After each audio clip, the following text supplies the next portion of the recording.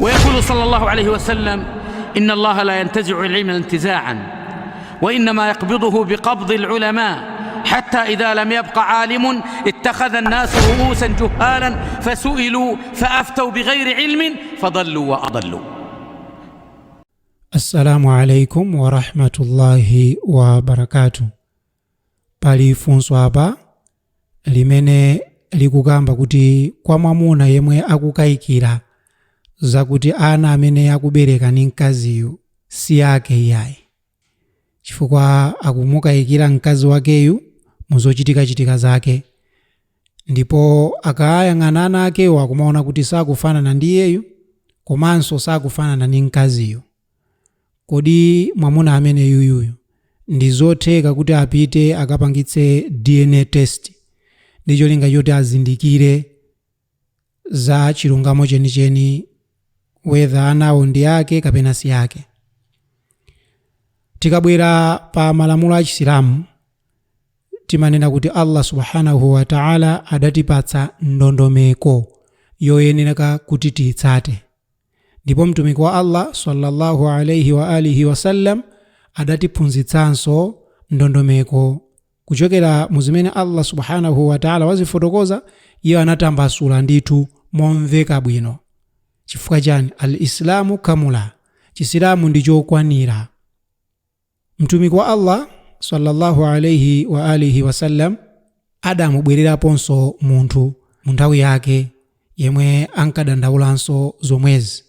Ankadandaula nkhani yake yomwe yonena kuti mkazi wake wabereka mwana koma mwanayo ndi wosiyana ndi ine ndine Muarabu koma mkazi wanga wabereka mwana wakuda. Ndiye hadithi imeneyi tikabwera mu Sunanun Nasai tipezamo, tikabwera mu Sahihi al-Bukhari, As-Sunanul Kubra lil-Bayhaqi, komanso tikabwera mu Sunanu at-Tirmidhi. Menemu ndi hadithi imeneyi mashhur yodziwika ndithu. Abi Huraira radiyallahu an akufotokoza kuti anna a'rabiyya, nditudi munthu wina wakumudzi koma adalochokera min bani Fazara, ata Rasulallahi sallallahu alayhi wa alihi wasallam faqal, anabwera kwa mtumiki wa Allah mtendere ndi madalitso zikhale pa iye, ndipo adati: inna mraati waladat ghulaman aswad, nditudi mkazi wanga wabereka mwana yemwe ali wakuda. Koma ine ndine Muarabu, mkazi wanga yeso ni Muarabu, koma wabereka mwana amene ali wakuda. Wa inni ankartuhu, izi zinandisangalatsa iyayi, ndikuzoona ngati kuti sizili bwino. Zoona ineyo ndilibe chipumi, mkazi wanga wabereka mwana wa chipumi, iyeso alibe chipumi. Kupezeka zonena kuti mwanayo akuoneka mwina mwake mosiyana ndine ni mkazi wanga. Zimenezozo amuna ambiri ndithu akhoza kundivomereza kuti amatha kumamuyang'anitsitsa mwana wawoja kuti azindikire ngati dali wawo. Iwo ndakuda, mwanayo nkukhala woyera, mkazi wawo yeso nkukhala kuti si woyera. Ndiye izizi zimakhala zodabwitsa. Ndiye faqala lahu Rasulullahi sallallahu alayhi wasallam, mtumiki wa Allah mtendere ndi madalitso zikhale pa iye Adamu yankhula munthu uja kumuwuza kunena kuti hal laka min ibilin, kodi iwe uli ndi ngamira? Faqala na'am, munthu uja adati eya. Qal, mtumiki adati fama alwanuha, kodi mtundu wa ngamira zimenezozo ndi wotani? Qal humrun, ngamira zimenezo ndi zofira. Mtumiki adati hal fiha min awraq, kodi mungamira zimenezi mulibe ina yake yooneka mwa grey choncho? Qal, munthu uja anati inna fiha la wurqan, nditudi mmene momodi ilimo dina yomwe imaoneka mwa grey choncho. Qal, ndi mtumiki anati fa anna tara dhalika jaaha, kodi weyo ukuona bwanji kuti kodi imene iyi tundu umene unachokera kuti? Ngamira zakozo kuti ndi zofira koma mukupezeka ina ya grey, kodi imene inachokera kuti?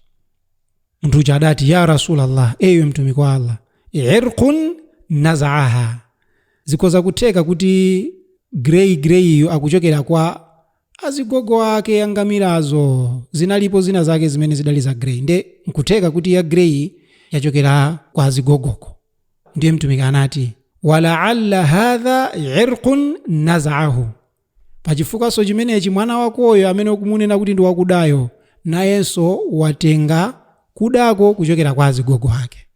Walam yurakhis lahu ndipo mtumiki sallallahu alayhi wasallam sadamulole mwamunayu fil intifai minhu, kuti amukane mwana wakeyo, sadamulole zimenezo. Ndiye ngati ifeyo amuna tikupezeka zonena kuti akazi athu tikuwakayikira kuti sakuyenda bwino, kapena mwina mmene iwo akumakagwira ntchito akumapita m'mafield and the like, ndiye tikukayikira kuti pathupi pamene atenga apa ineyo ndikuona ngati sipa ine iyayi, kapena mwana aberekayo uyu si mwana wa ine. Ndiye choyambirira tizindikire kuti ngati kumtundu kwathuko timautsata bwinobwino, tikaufufuze ndiye tikaone kuti kodi azigogo athu analotani, kumeneko ndithu tikupezeka yankho lathu. Koma ngatibe tikuona kuti kumtundu wathu kunalibe anthu achikaladi, kumtundu wathu kunalibe anthu oyera, kumtundu kwathu kunalibe anthu akuda, kumtundu kwathu kunalibe anthu azipumi, kumtundu kwathu kunalibe anthu amphuno zikuluzikulu, ndiye inuyo dimukukhala ndi muntimamo chitsimikizo choti mkazi wanuyo di wachita chiwerewere, koma mulibe umboni.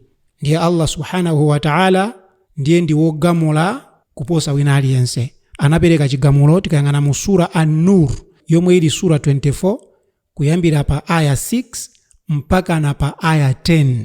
Tikakawerenga pamenepo tikapeza yankho lathu.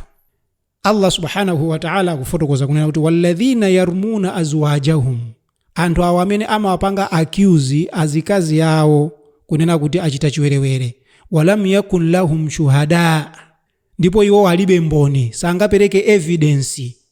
Shuhada apa sizikukamba za foni yayi, kunena kuti foni zithunzi napezerera kuchita chiwerewere ndeni na jambula zithunzi umene usumboni umene pa sharia umagwiritsidwa ntchito, chifukwa pictures can be manipulated, video can be edited, ndiye umene usumboni.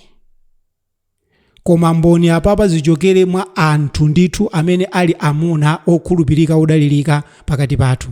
Ndiye iwo apezeke zoti alibe mboni zimenezo illa anfusuhum, kupatulako eni akewo, kupatulako iwo basa akungoganizira kuti mkazi wanga uchita chiwerewere. Ndiye iwowa ngati akutsindikizadi kunena kuti mkazi wanga idi ndi wachiwerewere, wapangadi izizi ndipo mwana yusu wa ine, fashahadatu ahadihim, ndiye achitire umboni mmodzi mwa iwowa, yani mwamuna amene akuona kuti akazi awo achita chiwerewere, amene akuaganizira akazi awo kuti achita zina, achitire umboni mmodzi mwa iwowa, arba'u shahadatin billahi, kokwanira kanayi pamaso pa Allah subhanahu wa ta'ala, innahu lamina sadiqin, kuti ndithudi iyeyu ndi munthu wonena zoona, alumbire kokwanira kanayi kuti ndithudi wallahi ndikunena zinzoona, wallahi zindikunena zinzoona mkazi wanga wachita chiwerewere, wallahi ndikunena zindizoona mkazi wanga wachita chiwerewere, ndithudi ndikulumbira mwa Allah tabaraka wa taala yemwe mzimu wanga uli mmanja mwake, mkazi wanga wachita chiwerewere, mwana yusu wa ine, alumbire kokwanira kanayi. Wal khamisa, kachisanu kanamba 5, alumbire kunena kuti anna la'natallahi alayhi in kana minal kadhibin, temberero la Allah likhale pa iyeyu ngati ali mmodzi mwa anthu onama. Kusonyeza kuti chimene Allah subhanahu wa ta'ala kuti phunzitsa apa ndi chani, tisanapite ku DNA ko, chifukwa anthu akuthamangira ku DNA ndikukamva kumene ku results akusiya lamulo limene Allah anapereka, chifukwa za DNA sizikugwirizana ndi izi. Al-li'an ndi DNA ndi zinthu zizosiya, DNA singapange replace al-li'an. Ndiye Allah kutipatsa ndondomeko, mwamuna amene yuyu alibe evidence ina iliyonse kuchokera mwa anthu, ndiye alipo yekha alumbire kokwanira kanayi, osatapite ku DNA. DNA singapange replace kulumbira kanayi. Ndiye tiona kunena kuti pamene papa pali zinthu ziwiri. Hadhihi al-ayatul karima, aya imeneyi ndi njira imene yaperekedwa kwa amuna ngati kutulukira pa ishu ngati iyi.